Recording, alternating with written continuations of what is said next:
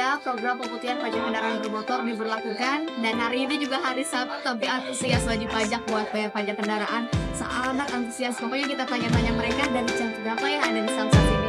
Dan itu datang ke sini nyampe jam 3 sampai ke sini ramah-ramah bisa. Cepet banget sih, maksudnya gak sampai 5 menit udah beres gitu. Iya, gak nunggu lama. Kalau ini 14 tahun Bu, dengan adanya program pembebasan pajak sama denda, kami sebagai masyarakat sangat terbantu. Buat Bapak Dedi Mulyadi, KDM, Bapak Aing hebat pisan. Ya, Besti Bapenda, itu dia tadi mereka wajib pajak yang tentunya mengikuti program pemutihan pajak kendaraan bermotor ini.